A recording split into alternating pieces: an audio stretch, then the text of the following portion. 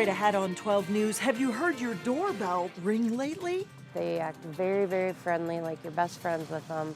The friendly visitors who some owners say won't take no for an answer. Then, nutrition, fact or fiction? In Health Check, we break down common questions with a dietitian. But first, a growing school district that's making plans for hundreds of new students. 12 News starts right now. Hello and thanks for joining us. The city of Plymouth continues to grow and the Wayzata School District is a big reason why. As Carissa Wyatt reports, the Wayzata District is planning to expand, making the biggest high school in the state even bigger. With growth in Plymouth, certainly the understanding and the need is there for expanded schools.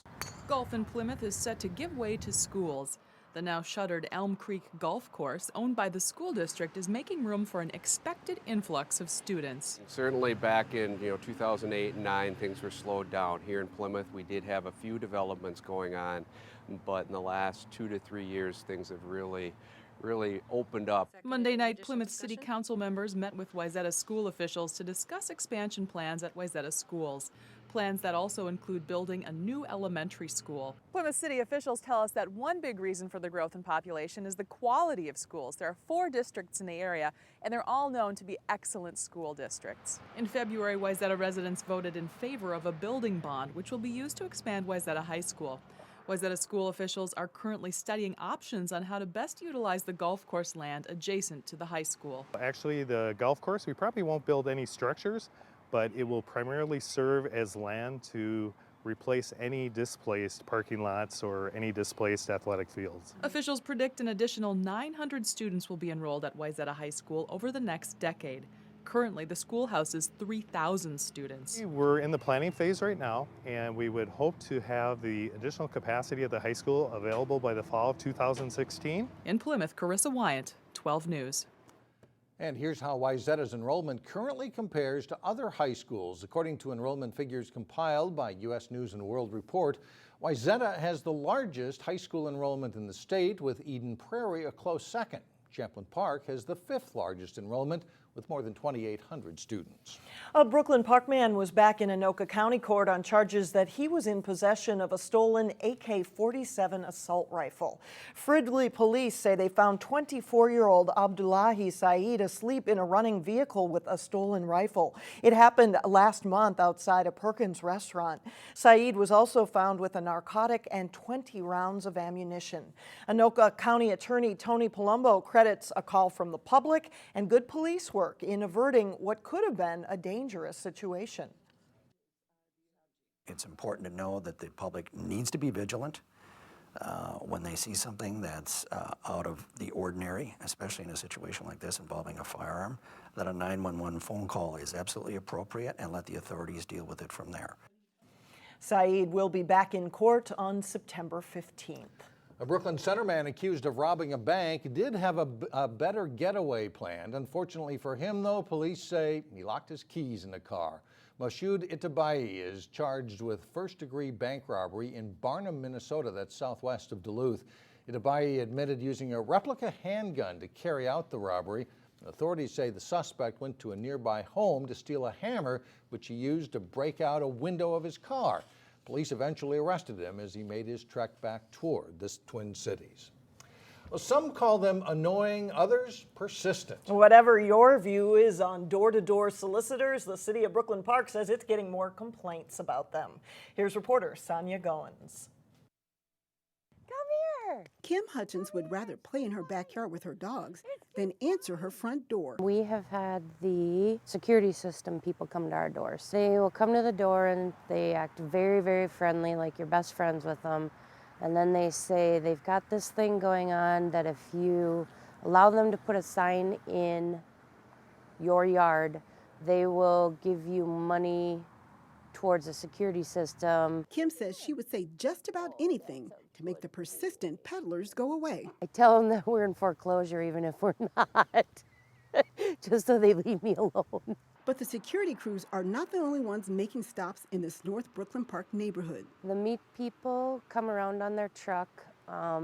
and they'll stop by every few weeks. I don't know how many times I've, again, told them I was a vegetarian and I wasn't. Brooklyn Park officials say they've seen an increase in complaints. One of the complaints that I heard about was regarding a security system company that was going door to door. Any door-to-door peddlers or solicitors must register with the city. That opportunity is out there, so that's why the licensing piece is so important.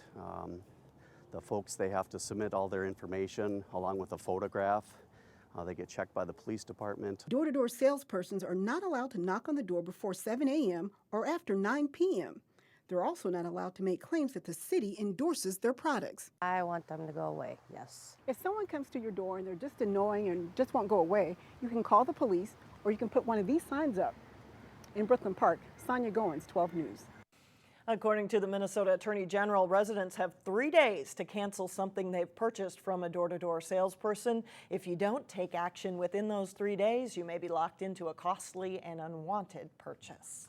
A Golden Valley company is moving its operations to a new development in Brooklyn Park. Perbix Machine Company plans to move to the soon-to-be-developed North Cross Business Park along Highway 610. Perbix employs 75 workers. It currently leases 2 smaller facilities in Golden Valley. The move allows it to put all its employees under one roof. Perbix will receive $500,000 in state funds if it adds at least 12 new jobs over the next 3 years. Perbix is the second company planning to relocate to the business park. Worth Adams Nut and Bolt Company is moving from Maple Grove to the same site. The DNR wants feedback about proposed rule changes for property owners along the Mississippi River. The goal is to find a balance between development and protecting the river. The proposed rules would cover 72 miles of river from Dayton to Hastings. They would affect everything from land changes to vegetation. The DNR says the current rules established by executive order in the 1970s are outdated. However, coming up with new rules to balance business interests and also concerns of environmental groups has proven to be difficult. The DNR is holding a series of meetings to get feedback. The first is scheduled at the Greenhaven Golf Course in Anoka on Wednesday night. When you think of typical teen jobs, fast food and retail may come to mind. But what if teenagers had a summer opportunity that could turn into a career? Providing employment opportunities, internships, or apprenticeships to teenagers in Brooklyn Park and Brooklyn Center is the goal of a new project headed up by the Brooklyn Bridge Alliance for Youth. The organization is raising money right now, but what they foresee is an after-school program that will help teens not only get jobs, but also get excited about their futures. We want young people to get connected, or better yet, sparked about what's possible for them after high school, right? So we know when young people get a job or get an opportunity to job shadow the police chief, their vision is much farther than just the job and the money in hand. Their vision becomes, I've got to graduate from high school. I want to get certified to become a law enforcement officer. Every dollar the Alliance raises between now and September 30th will be matched up to $100,000. Coming up, 5 common nutrition questions. We have the answers coming up next in Health Check. And then a little bit later in sports, hear from a local baseball coach who's proud to have a former player in the Major League All-Star game. But first, be suspicious if you hear someone call in sick on Wednesday. The weather should be pretty near perfect.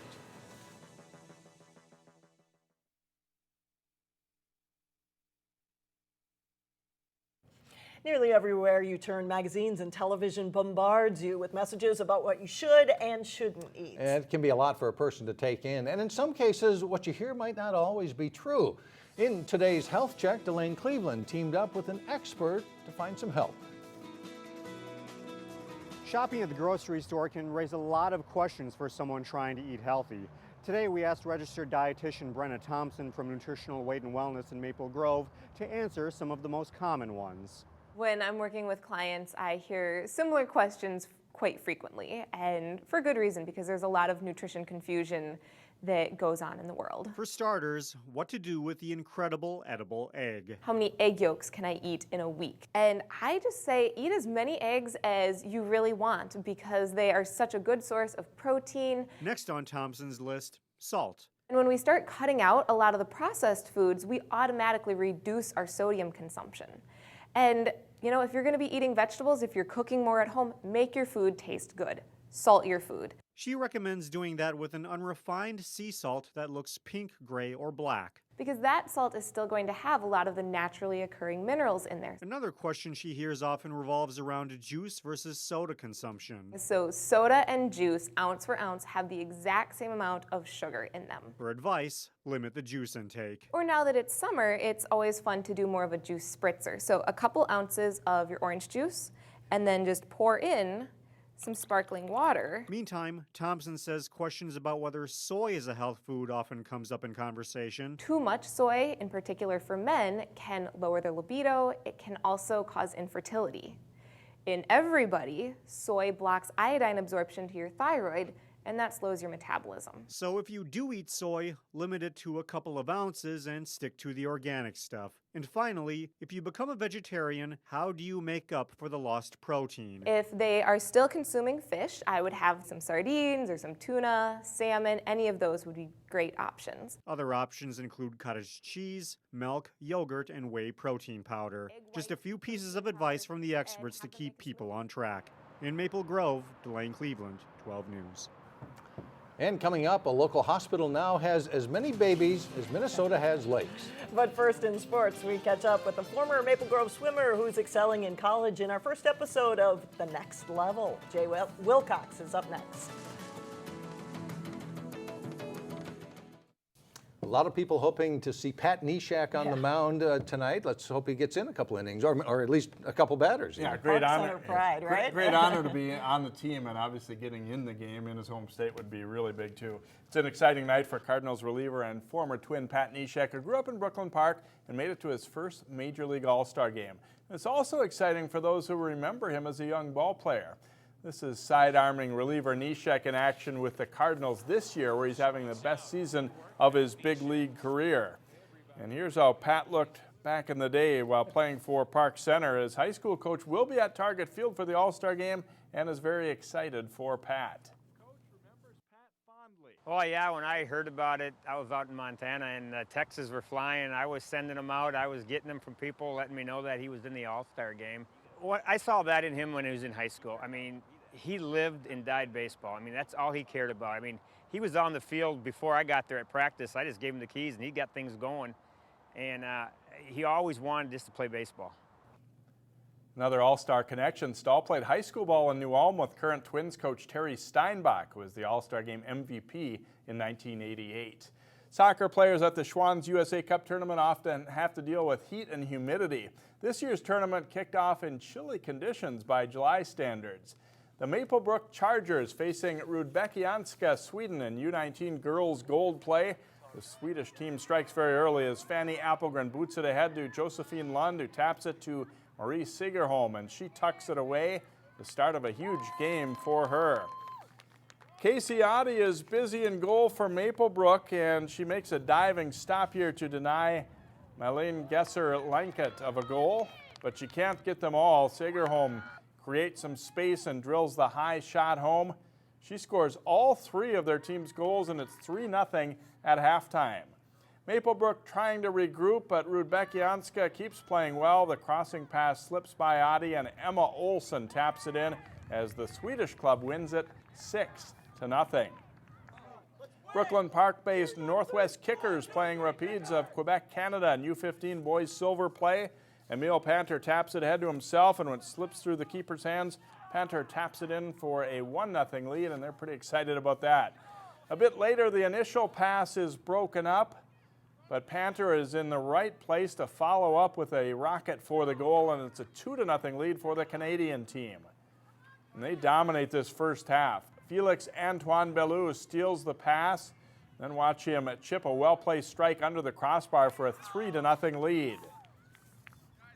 Victor Chabot takes the return pass, dribbles into position, and he'll thread a low shot home. A rough day for the locals in these two games as the Kickers also fall 6-0. Well, he was a very good high school swimmer, but as a college athlete, this guy might even be better. On this summer's premiere of The Next Level, focusing on local college athletes, we catch up with Maple Grove graduate and St. Thomas junior Mike Lanz. Here's Jason Melillo. It didn't take Mike Lanz long to get his feet wet at the college level. I thought it was a good season all around from both personally and the team. We swam really well, and I think next year will be even better. Lanz followed up a good freshman season by setting 3 school records for the Tommies this winter, and followed those by setting 2 conference records at the MIAC meet. At conference, I have the whole team there, and I think that's huge. So you got your entire team to support you and cheer you through that race. And beating Billy this year was big. He's a great swimmer, and freshman year was really close right behind him.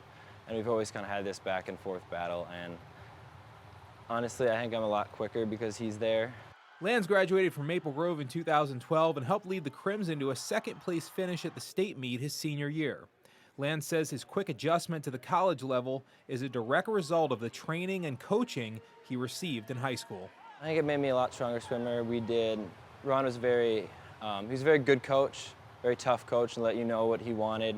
I think that helped me a lot to kind of understand what I needed to do in the pool, and it really pushed me as an athlete. You wouldn't know it necessarily by talking to him because he's a pretty laid-back kind of guy. But when you get him in the water, no, he doesn't like to lose. And I don't, maybe not nice. He likes to get up and race, and he wants to push himself to the limit. And you know, those guys are kind of hard to find. Lanz has 2 more years of college swimming ahead of him, and there's no doubt he has the drive and talent to accomplish a lot more. Jason Malillo, 12 Sports.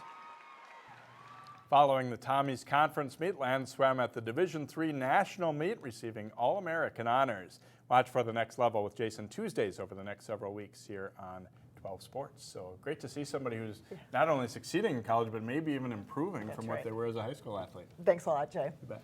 Still ahead, a special delivery that catches a nurse by surprise in Maple Grove. We'll be right back.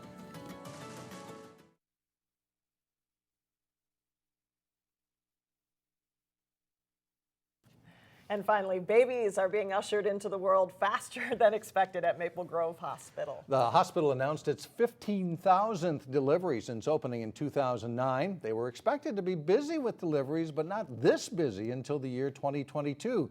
Baby number 15,000 was born Monday morning, and the mom didn't quite make it in the hospital. The baby girl was born near the emergency room entrance with the help of a nurse who just happened to be walking into work.